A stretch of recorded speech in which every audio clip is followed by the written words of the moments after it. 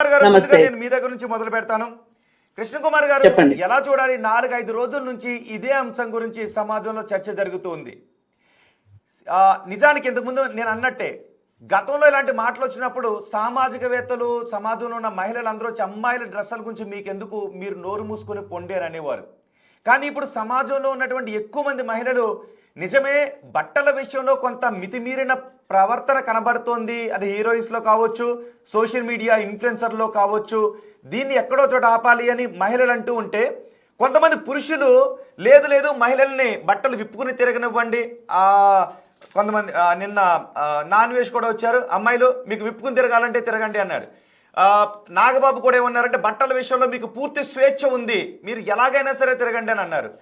పురుషుల నుంచి అటువైపు సపోర్ట్ వస్తుంది, మహిళల నుంచి ఇటువైపు సపోర్ట్ వస్తుంది. ఒక సామాజిక వేత్తగా, ఒక మహిళగా మీరు ఎలా చూస్తారు ఈ ఇష్యూని? చాలా దురదృష్టకరమైన పరిస్థితి ఉందండి ఇవాళ మీడియాలో.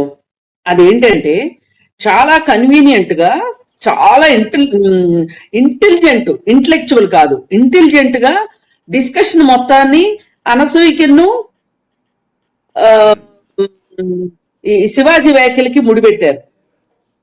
అసలు మాలాంటి వాళ్ళు మాట్లాడిన మాటలను ఖాతరు చేయట్లా. మేమేం మాట్లాడుతున్నాం? సమాజంలో ఎంతమంది ఇలాగ బట్టలు వేసుకుంటున్న అమ్మాయిలు ఉంటున్నారు. ఇప్పుడు ఈ డిస్కషన్ ఎక్కడి దాకా తీసుకెళ్లారంటే, గుడికి అనసూయ బికిని వేసుకెళ్తానంటోంది అనేదాకా తీసుకొచ్చేశారు.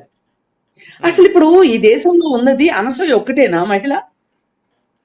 అనసూయ ఒక్కటేనా ఎక్స్పోజింగ్ చేస్తోంది? అంటే అందరినీ చేయమని కాదు నా ఉద్దేశం. ఇప్పుడు అనసూయ మాటలనే ఎందుకు మీరు ప్రామాణికంగా తీసుకుంటున్నారు? అసలు ఇక్కడ శివాజీ మాట్లాడవలసిన మాటలేంటి?